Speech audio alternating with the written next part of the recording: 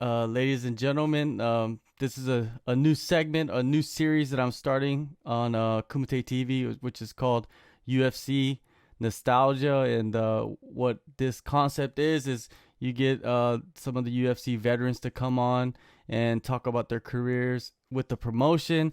And there's no better way to start this off with one of the nicest guys to ever compete in the promotion. One of the guys that fought in the middleweight division, was in the top 10, the top 5 for a long time. And yeah, the Filipino wrecking machine, Mark Munoz. Thank you so much for coming on. I really, really appreciate this.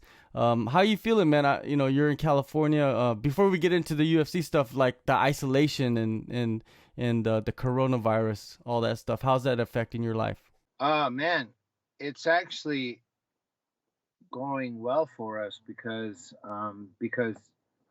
although there's a worldwide pandemic, um, they had to shut down a lot of things, and they shut down my older kids' colleges, so they have to come home. So the silver lining for us was for them being home, and now our house is full again. Um, it's been a long time, man. It's been over a year and a half, and we've just have our younger girls in the house, and now our house is full, and eating dinners together. We're exercising together. We're laughing and joking around the dinner table and playing games. I mean, that's a silver lining for us, man. Although there's lives being impacted and everything by the coronavirus, for us, it's um, we get to have our kids at home and they can't go anywhere. You know what I'm saying? So they're stuck with us, but it's great for us, and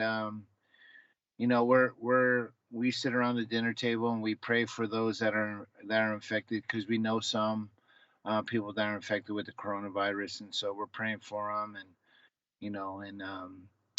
it's just it stinks that the world is being impacted this way, but we get to have our family home, which is the silver lining for us.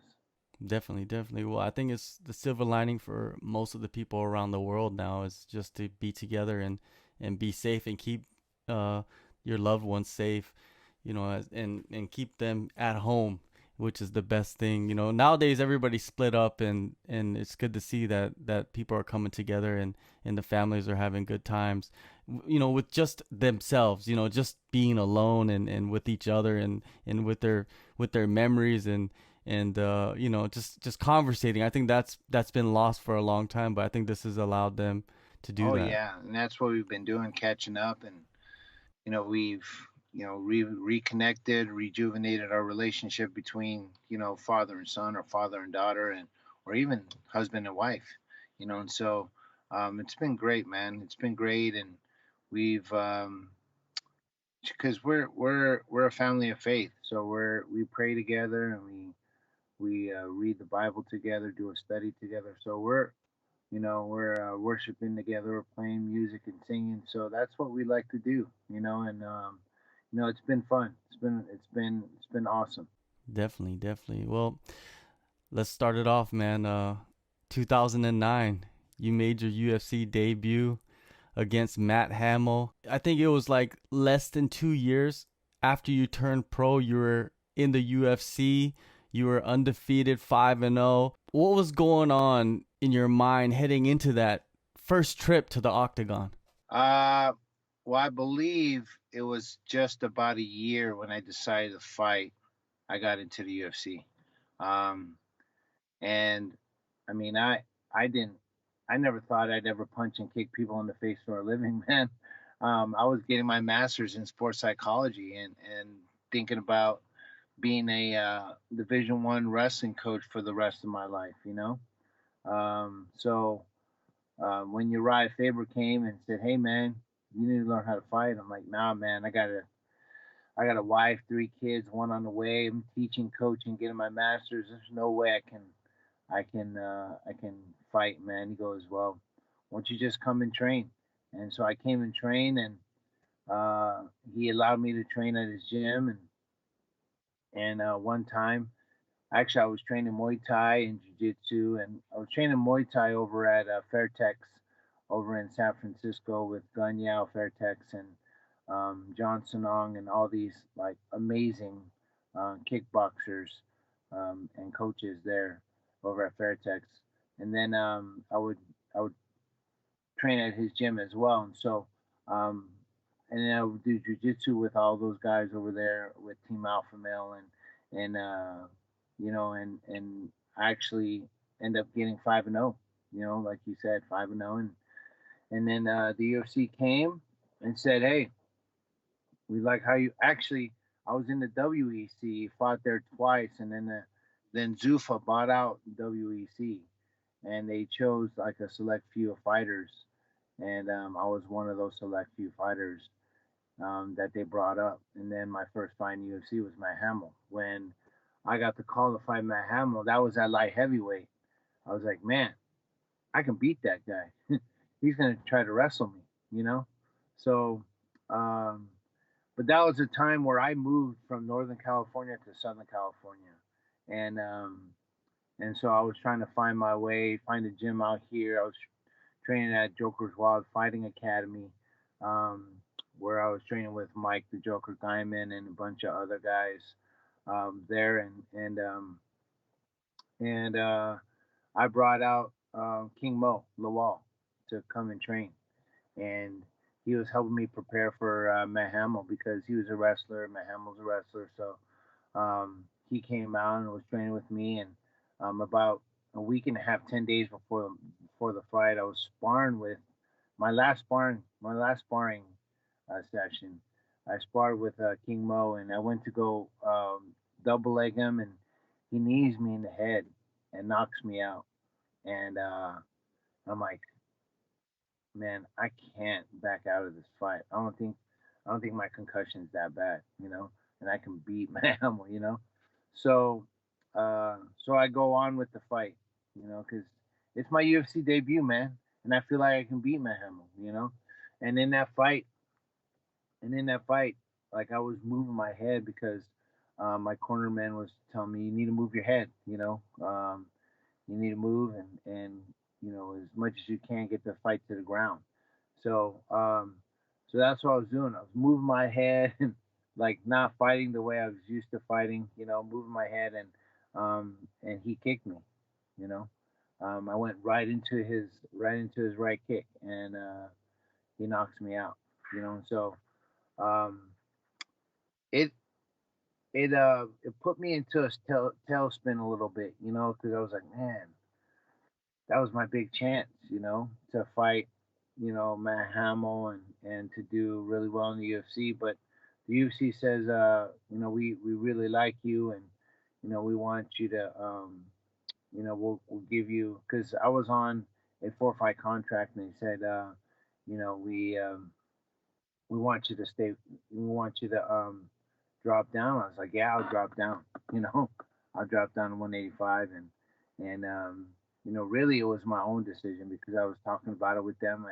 And they said, because Matt Hamill was like 6'3", and he had like 78-inch reach, but I'm only 6 foot, I'm 6 foot, 6'1", I'm straight up like T-Rex, my reach is like a bantamweight reach. I'm like a 67, 66-inch reach. You know, so to go against those guys would put me at a disadvantage. So I was like, you know what? I'll drop down to 185 and see how I do, and I rattle off like 5 wins in a row at middleweight. Um, and from then on, I fought. Who did I fight after Matt Hamill? I fought. Oh yeah, I fought Nick Catone in Oregon, and after that I fought Ryan Jensen in Vegas over at the MGM. That's another story, man, because brought my family out to Legoland, and at Legoland they had the big MGM Grand Casino in Legos, and I told my wife, I said, you know what, I'm gonna fight there one day, you know, so let's take a picture. And so we took a picture in front of the MGM Lego set, whatever. And lo and behold, like 6 months later, I was fighting in the MGM Grand Casino. Um, yeah, which was pretty crazy. But uh, after Ryan Jensen, who did I fight after Ryan Jensen? I'm trying to think. Um, Kendall oh yeah, Grove. Kendall Grove. Damn, look at you. I fought Kendall Grove in Abu Dhabi, and I was on the main card, and I was like, oh, sweet. So I fought Kendall Grove and ended up getting a TKO on him, and I got a bonus, for that fight. So I was like, I was on cloud nine, and then I was supposed to fight. Uh, no, was it? I fought Chris Weidman after that fight, right? Are you? Is that right? No, you had a couple fights before Weidman. You had After? Oh yeah. Okami, Okay, Simpson. Okami. So then I have to fight Okami. So that's why I got it twisted. So I was like, oh, Okami, this guy, and he trained with Chael. So I was like, Chael, you got to give me some tips about Okami. He goes, oh, I can't, man. He's my training partner. I'm like, oh, man, dang. So, anyways, um, I'm like, you know what? I can fight Okami, and then that will put me in the title mix, And then, uh, man, he didn't fight me the way I thought he was gonna fight me. He was just staying away from me. And he knew I had a short reach, and so he was just jabbing, jabbing, jabbing. Anyways, he stayed away from me the whole fight and ended up winning it on a split decision. I was like, golly. So then I had to build my way back up, and then I fought Aaron Simpson, and I fought, um, it's all a blur to me, but you probably know more than I do. But then um, I fight, three more times I think, and then I end up getting a fight against Chris Weidman, you know. Um, and then I was like, I could beat this guy.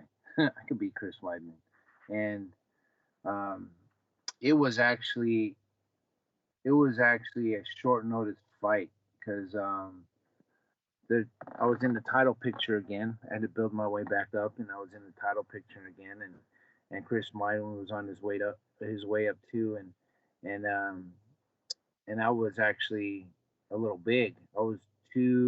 I believe I was 235, almost 240, and I had to drop down to 185, and because I'm a bigger dude, and a lot of people don't know that, but I fought heavyweight twice, and I didn't fight for like 6 months, and then they said, hey, you want to fight Chris Weidman? I go, yeah, and that put me in the title mix as a contender. I was like, man, I want that fight. So I had to take it in 3 months' notice um, and lose about 50 pounds. So um, it was tough, really really tough. And in that fight, I was training. I opened up my gym long. I opened my gym 2 years ago. Before that, and I was training with a bunch of guys in my gym. I was training with Fabricio Verdum. I was training with Babalu. I was training with Jake Ellenberger. Jason Mayhem Miller was in the gym as well. Jay Silva. Um, man, I mean, I was training with a bunch of guys, right? And and I felt I was ready for that fight, And then I noticed in one of my training sessions that my foot started to get.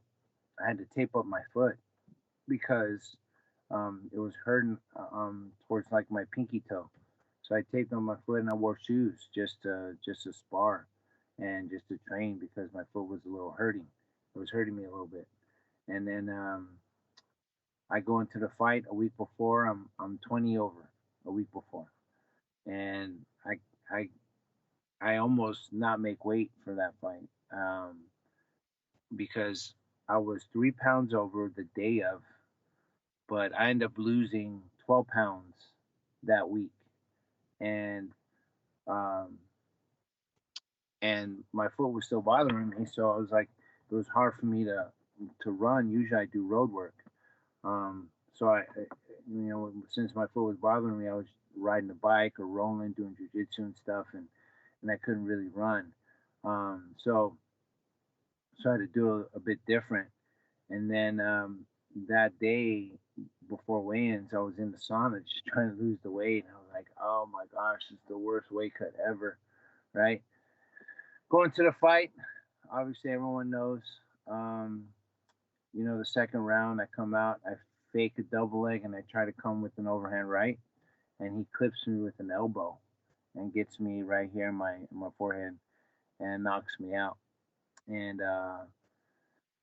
that fight, I was like, gosh, man, that was my chance, And so they do a screening, like a health screening afterwards, and I told them, I said, they're like, hey, what's going on with you? I said, obviously I'm bummed, I'm depressed right now because I got knocked out, but they said, well, you got to have a 60 days suspension, and then and I said, yeah, my foot's hurt. And then they said, okay, you need to get some X-rays. So I ended up getting some X-rays, and I actually had a broken foot. I had a broken fifth metatarsal, which is your kind of like your pinky toe. That's like on the bottom of your pinky on your foot. So I had a fractured fifth metatarsal, and I went into that fight. So um, when I went for that overhand right, it was like right, like almost to his head, and he caught me with that elbow. But usually I push off my back foot, and that was the foot that was actually broken. So, um, anyways, that fight took me to a tailspin because they said that I wouldn't be able to fight, 6 months to a year, because I had to get an X-ray and stuff. And then the doctor told me that yes, my fifth metatarsal was broken. I had to get casted and all that stuff. And he told me, yeah, you wouldn't be able to fight for a good 6 months to a year. Well, I end up, I had my gym, Rain Training Center, where you know a bunch of guys in the UFC and ONE FC and a bunch of other organizations was fighting under my banner, Rain Training Center, and my fighting was actually subsidizing the gym, and so I have a wife and kids, and I'm like, man, I have to support myself, man. Like if I don't fight, I won't be able to keep the gym doors open.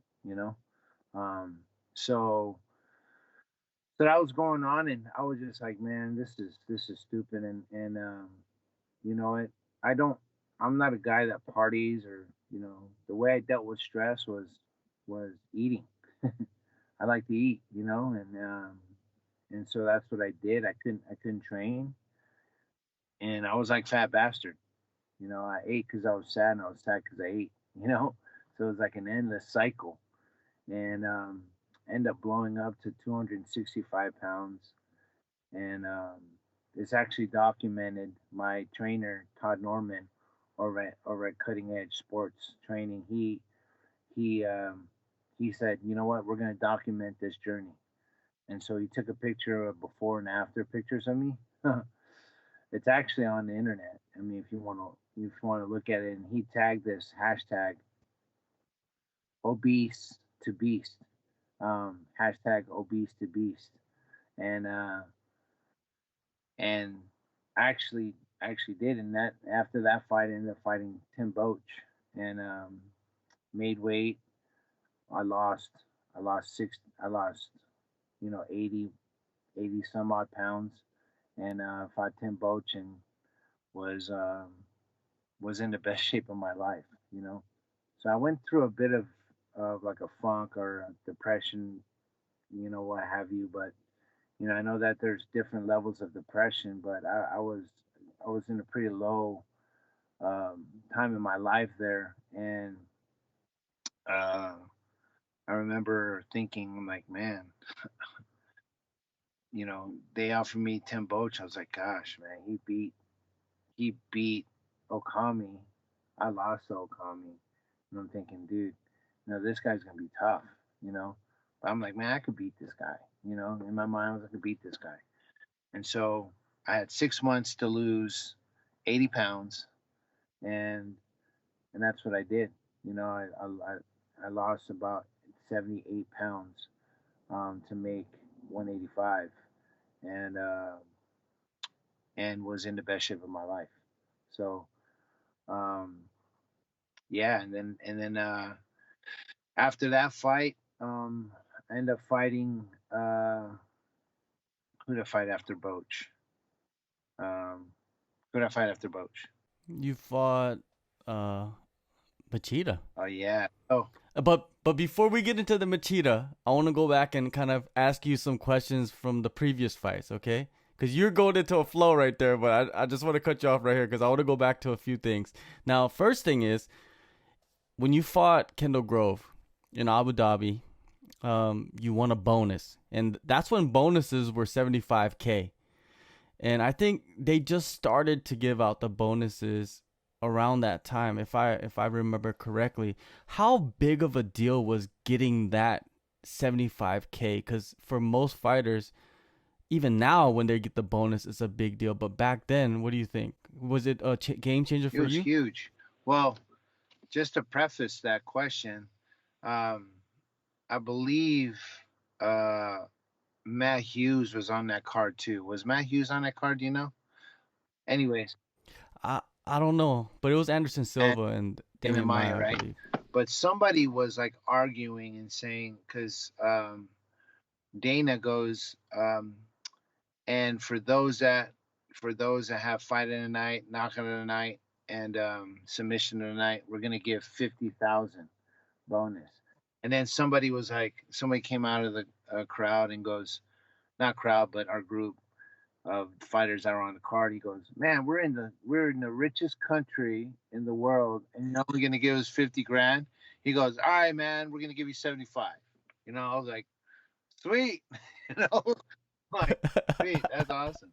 You know, so it was a big deal, man, because at the time, dude, I was hurting financially. You know, I was had my gym, and living in Southern California is not cheap, and you know, I needed some money, man. So um, I was fighting. I was fighting to one support Rain Training Center and two support my family, but at the same time, you know, I was. You ever watch that movie Cinderella Man? I mean, Oh, yeah, of man. course. I was like Cinderella Man, dude. I was like, scraping by, to make ends meet, and I was on the main card in the UFC. You know, it was just like, dang. I mean, I'm like, man, why am I struggling so much? You know, and then so anyways, I'm like, I would do anything to just you know for my dream. I would do anything, and it was my dream to fight in the UFC. So so yeah, I fought that fight, and to get that bonus was like, oh, thank goodness, thank goodness I got that bonus, and it helped me out a lot, big time. At that time with your gym, it was one of the probably top gyms in the world because you had so many guys there, and you were the coach also fighting at the same time at the highest level. Do you feel like that kind of was, you talked about it previously, but was that a big burden, having the highest level guys and then you're also a high level guy and then you have to coach them on top of that? Yeah, so a lot of them came from me. A lot of them came to train with me and for me to teach them, and there was a you know it was tough because a lot of them wanted me to corner them for a lot of their fights, and so that's what I did. I was cornering all the fighters in my gym. I was um, coaching my club, my wrestling club, where pretty much every weekend from November until April, we're wrestling every weekend, and I'm coaching those little guys, and uh, and I was running Rain Training Center, doing like the the developing of the coaches there, and the scheduling and salaries and all that stuff. it was a huge burden. Like you said, it was a huge burden. But at the time, I was like, you know what? This is my life, and I'm gonna do it the best way I can, and let the chips fall where they may. And now I'm with the wisdom that I've gathered from this that time in my life, I'm thinking, man, it would have been a lot better if if I just fought and not had a gym, or have a general manager that would run everything, and I would just be the face and help out every now and then. But yeah, it was very tough. It was very very tough, and wish I had. You know, fighting is, you have to focus on yourself sometimes. A lot of the time. Because you're the only one inside the octagon that where your success your success largely in part is because of your performance inside the octagon. So so I needed to be more selfish. I needed to be more focused on myself and not others, and that was my downfall. If you ask every one of my training partners, that's what they would tell you, is that I would give so much, and it would be the detriment to my career. So now when I coach, I have all this wisdom, you know. So now I'm coaching like T.J. Dillashaw, Cub Swanson, and a bunch of Bellator and other fighters, and up and comers. Man, I got some really tough guys that are coming up through the training lab, and I'm pretty pumped. But all the knowledge and the wisdom I've gathered, I'm pumping it into them, and it's awesome to be able to give back to them, because I was a coach before I even fought. I was coaching. I was getting my master's in sports psychology, which is basically a master's in coaching. And so I love coaching those guys. I love um, being able to be a part in their upbringing in the sport, and for them to love the sport. So um, but yeah, man, it was a huge burden. Just to answer your question, it was a huge burden, and I wanted that shiny belt around my waist, man. Not gonna lie, I wanted it bad, but I put a lot of others first. But now that I look back at it, man, I don't regret it, because I've created lifelong friendships and relationships with the guys and their families. And I can fall back upon them if I need help with moving stuff or doing whatever. They'll they'll drop whatever they're doing and help me. It's pretty awesome to have that type of friendships, that would go to huge lengths to do things for me. So yeah, just to answer your question, man. It was tough. It was a tough time for me. After the Okami fight, you made your second run towards the title. You fought two names that come to mind, big names, Demian Maia and Chris Yeah. Leben. The Demian Maia fight, I mean, at that time, Demian Maia was climbing his way up. He was going to fight for the title, all that stuff, and you went in there and you dominated him. What do you remember most about that fight? I remember everyone telling me, "Don't take him down, man. Don't take him down." I'm like, shoot, I'm gonna take him down. I was training with Fabricio. I was training to have King's MMA with Master Rafael Cordero and everybody there. So here, this is an interesting thing. So um, like Brazilians are like connected, you know, and and Fabricio Verdum used to train with Damian Maia, and he was telling me, oh, he likes to do this, likes to do that. And Fabricio Verdum is like a total like friend to me. He's he's kind of like a bigger brother to me, And so as we were training, and we got the utmost respect for each other. So he was helping me, and he was teaching me how to, like, when I'm in the guard, posture, like, and he was trying to throw the kitchen sink at me as I was going with him, and so I felt like I was very prepared um, to go against Demian Maia on the ground. So I was like, you know what, I'm gonna take him down. So in the fight, you know, I was, just to set up my shots. I was like, you know what, I got to set it up with strikes first. But man, he caught me in the back of the head a little bit and kind of like dazed me a little bit. I was like, oh shoot, And then I think he ends up shooting, and then I'm like, oh sweet. So I sprawl on him, and we end up.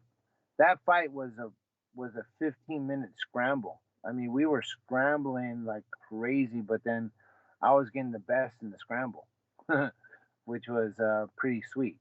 So because he wanted me to be on the ground, and I wasn't having it.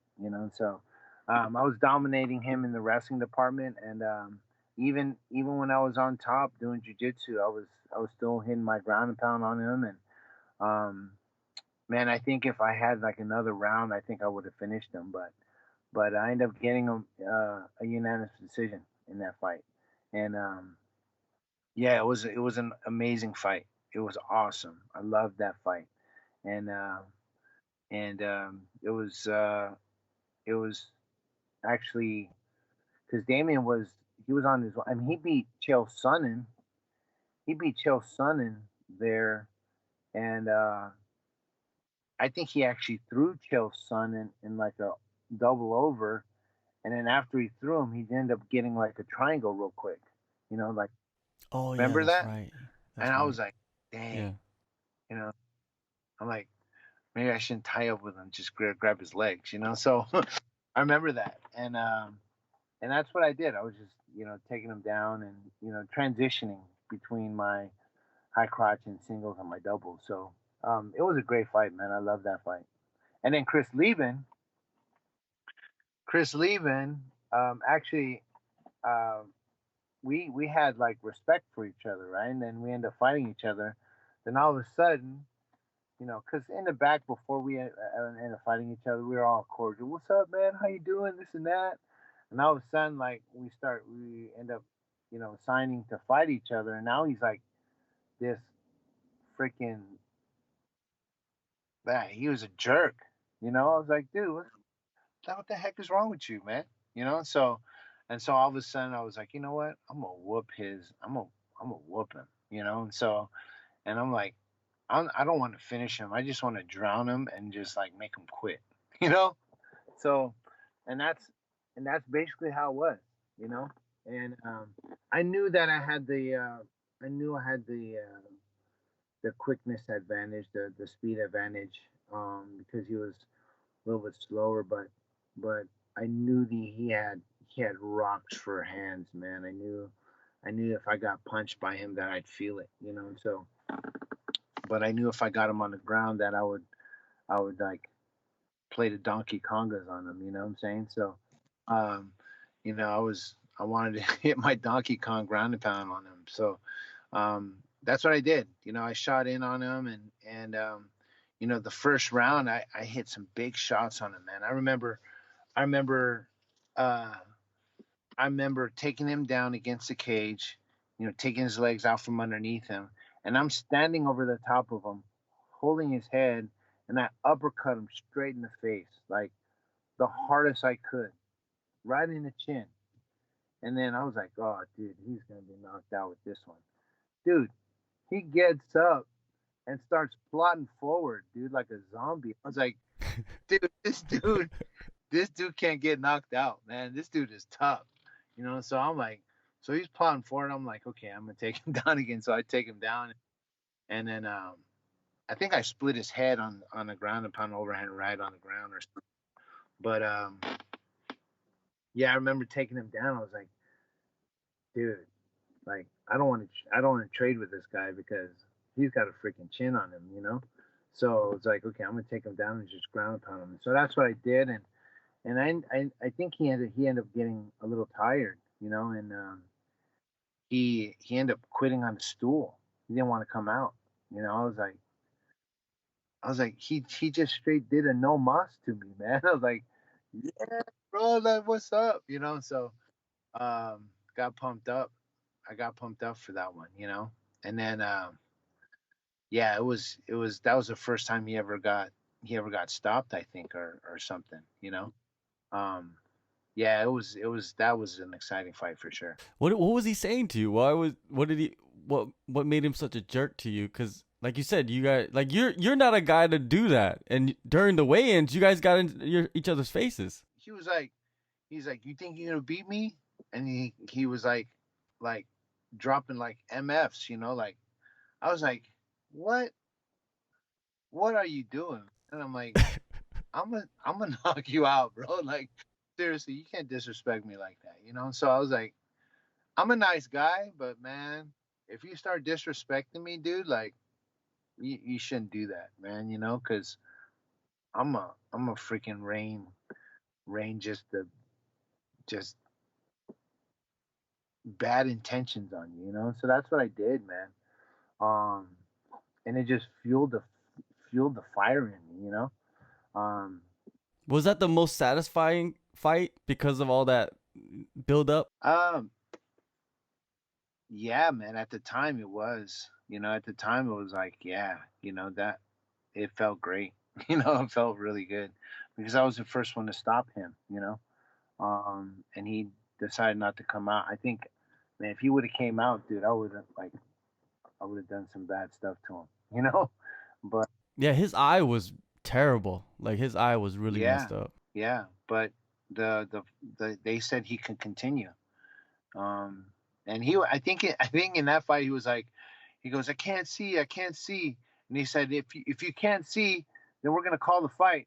And he's like, I can see, you know. So then I was like, all right. So, and I didn't know. I mean, I was in the other corner, but after I watched it, I was like, oh man, he didn't want any more after that. And so yeah, after that, I kind of had my way with him, because um, yeah, he was pretty battered, going with me. So yeah, man, that was an exciting fight for sure. Well, after that, you went into the Chris Weidman fight. You were talking about the tough weight cuts, man. How much does that really take out of a fighter? Like, now you've been retired for many years, but do you feel like some of those weight cuts that you had, especially the one up to the Chris Weidman fight, it had some long-lasting effects? Do you Yeah, think? man, I think it does because um, there was times after I made weight where I was like, hey man, can you massage my back? And they're like lower back. I said, no, no, no. It's like kind of like lower, but it's like upper a little bit inside. And it was my kidneys, dude. Like my kidneys were like straining, whatever, but they were hurting, you know.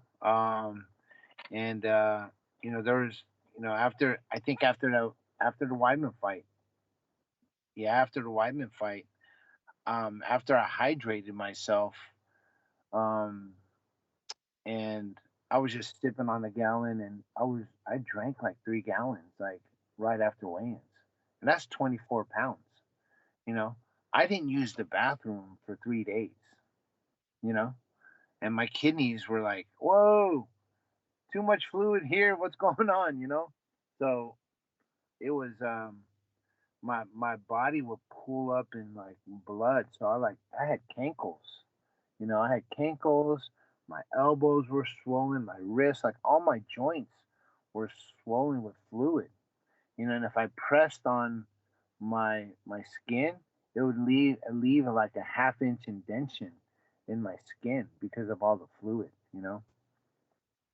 So so yeah, to answer your question, I mean, I haven't seen the doctor really. I mean, it's been 5 years since I since I retired.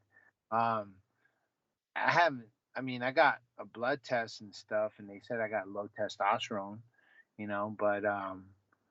But I'm big again right now. I'm big again, but I gotta I gotta make sure I take care of myself too. I gotta go into the doctor, man. I gotta get stuff done because you know there's probably some long term effects from me cutting so much weight. So much because I would yo-yo, and now I'm not talking about like 5 pounds, up and down. I'm talking about 50, 60 pounds up and down, you know? Um, cause after I would weigh in, I'd weigh good like 215, 220 inside the octagon. You know, I mean, I would be huge. You know, I'd gain like 30, 35 pounds. After weigh-ins. I mean, it's crazy. And then now, in the recent rules now, you can't do that anymore. You know, you can only be 10% of you can only have a 10% gain. So with those rules, I wouldn't have fought at at 185. I'd probably be a heavyweight. Uh, but but yeah, I mean, yeah. To answer your question, there's probably something there. I mean, I know I have low testosterone right now. Um, so I got to get checked out. But I've been exercising. I've been training. I'm gonna go in and see my doctor. He's been trying to get me to come in, but I kind of don't want to know what's going on with me, and just kind of do it naturally and train with some of the guys.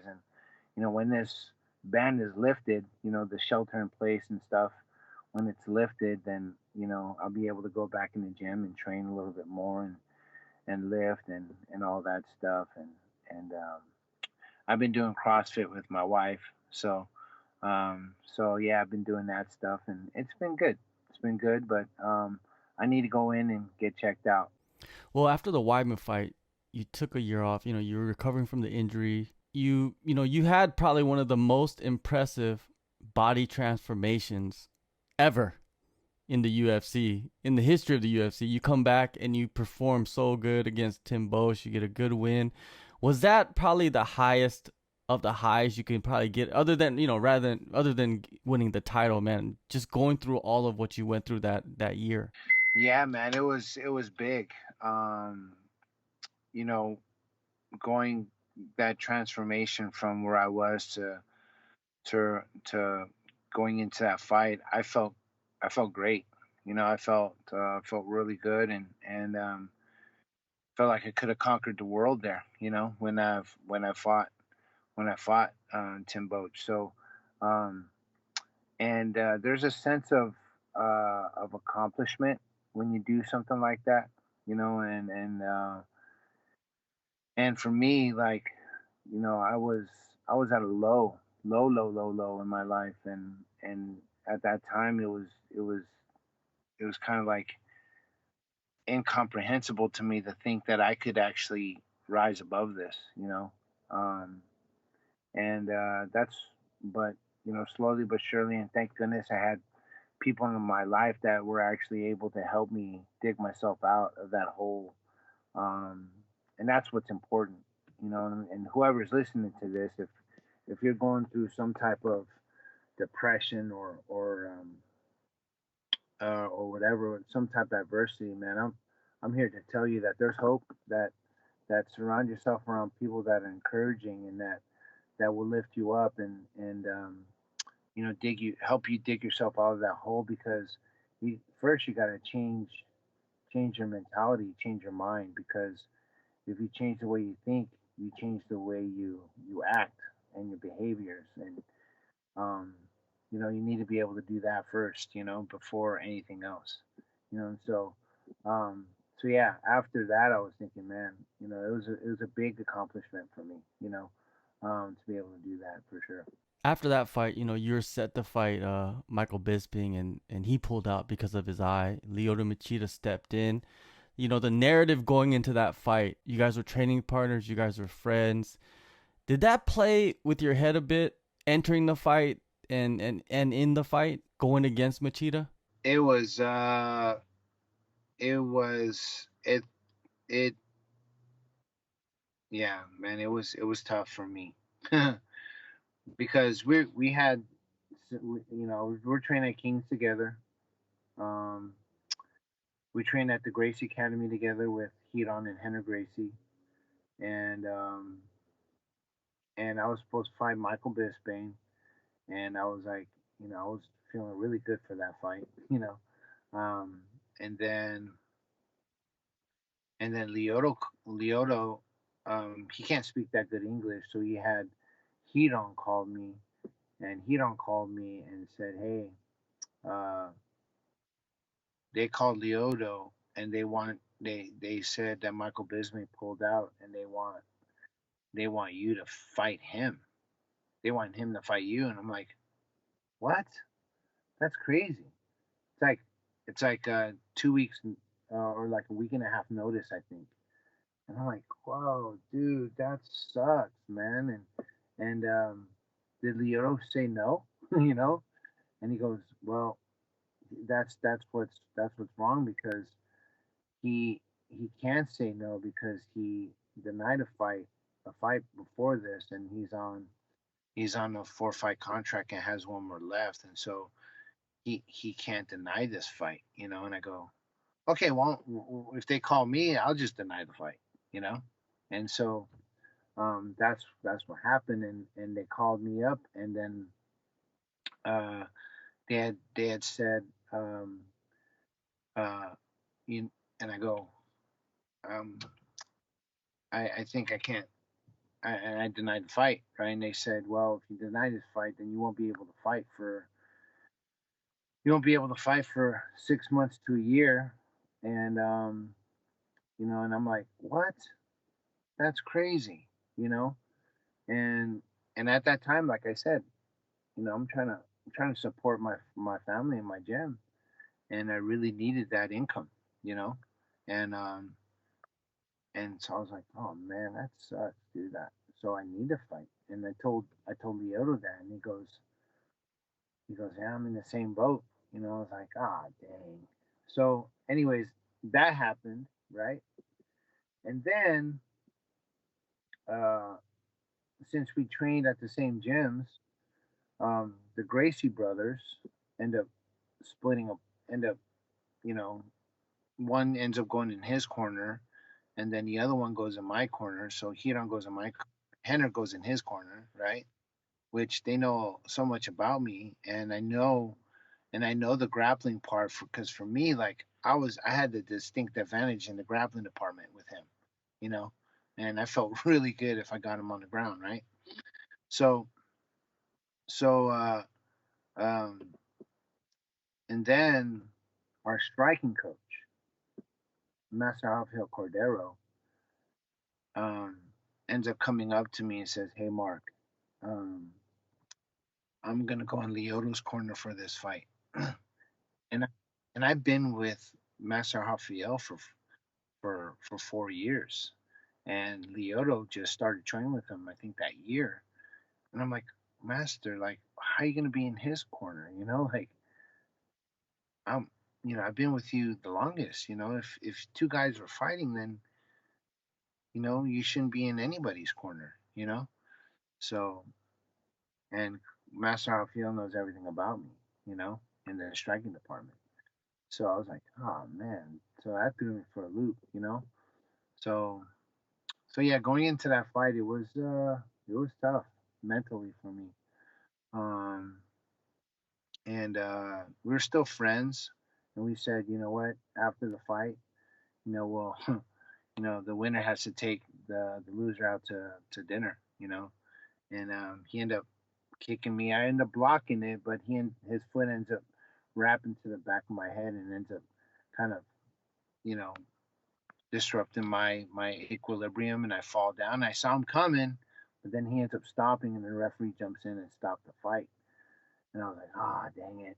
So, anyways, you know, yeah, that fight, yeah, that fight, man. I wish I could get that fight back, but nah, I wish I would have fought Michael Bisping. But then Michael Bisping ends up training with me, you know, um, which is crazy. And he's a good friend of mine. And Lyoto till this day is a good friend of mine too. So, um, but yeah, just fighting your friends is tough. It's really tough. Um, and to answer your question, yeah, that it it it threw threw me for a loop, and got to me mentally for sure. After that, you had a couple fights. You were fighting the top guys in the world. Didn't get the performances you probably wanted to get out of those fights. When did you feel like, okay, now it's time for me to maybe just stop fighting and maybe take this one last fight that you actually took in the Philippines, which is Yeah. awesome. So, um, so I've been.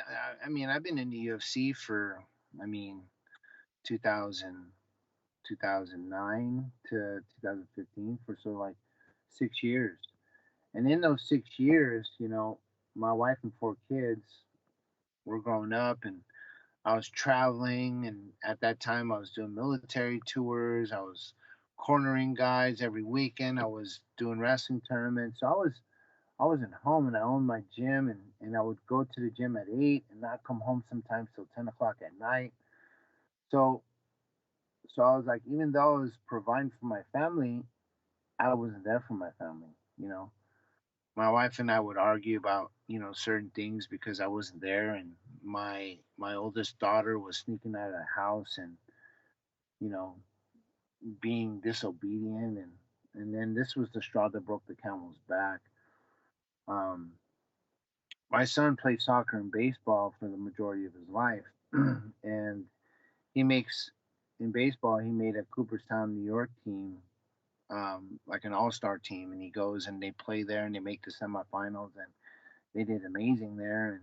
And then he plays on a soccer club called the Strikers, and they make it to the National Cup, and they do really well there. And I think they were like, you know, in the semifinals or whatever. And then we go to a wrestling tournament, and a big national wrestling tournament called the Freak Show in Vegas. It was around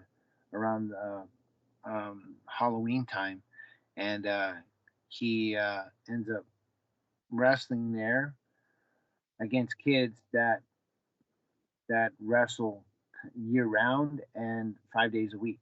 Well, my son was only wrestling 2 days a month, and went there and wrestled these kids, and he went 0-2, didn't win a single match, and he was mad at me.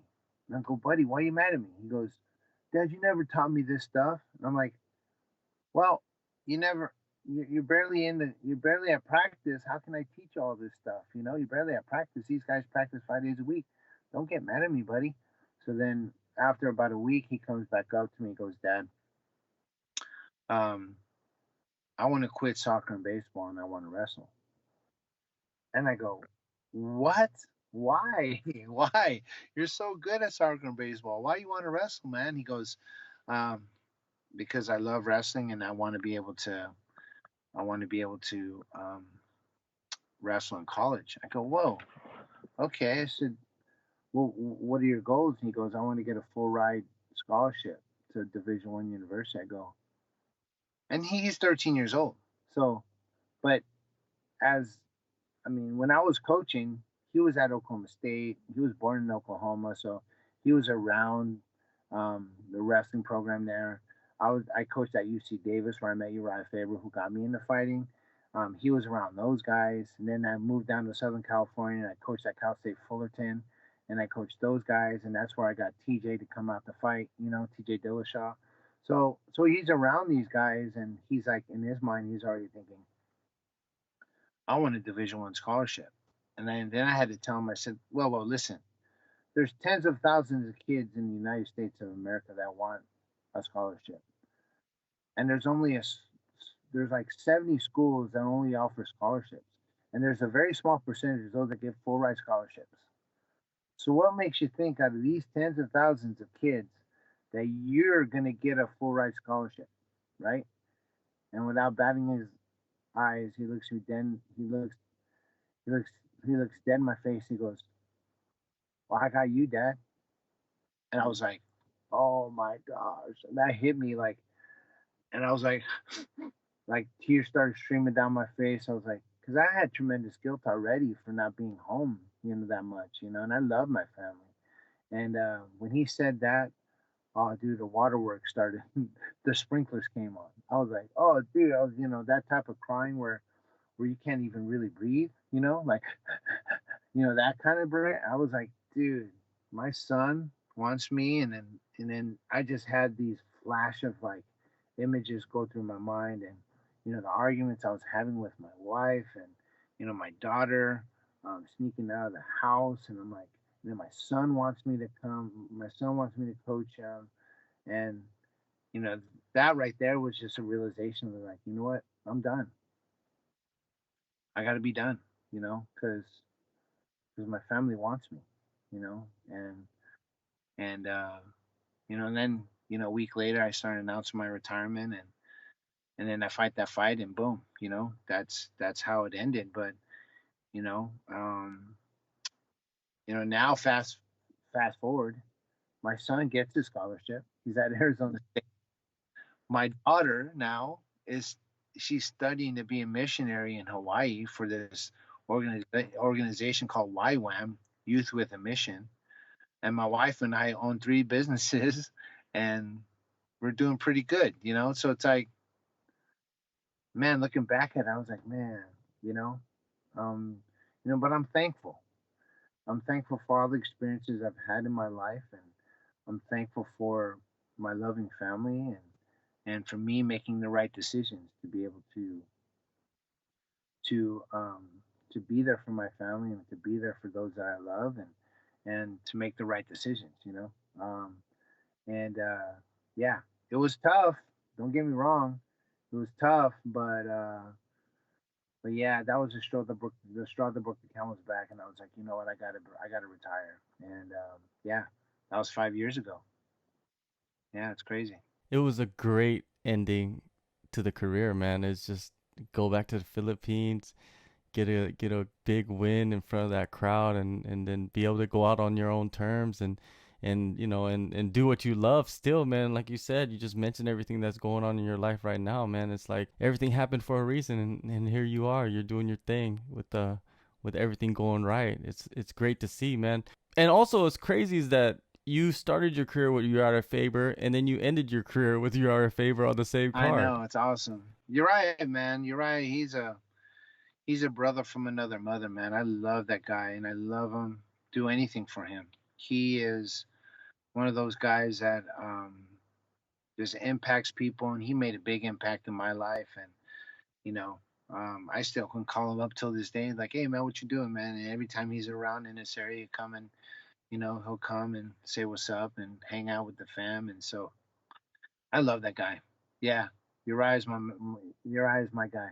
All right, Mark, thank you so much, man, for coming on, and good luck on everything and anything that you're doing. Man, it seems like your life is going perfect, man. So it's good to I see that. appreciate it, man. Yeah, there's stuff that goes on, but you gotta roll with the punches. Yeah, learn how to roll with the punches, and go along with it, and make things better, man. But if you don't have the bad, you won't know what's truly good. So you gotta know that stuff too. So, but thank you for having me on the show, man. And it's an honor to be your first episode, and I wish you luck here in the future and all the best, man.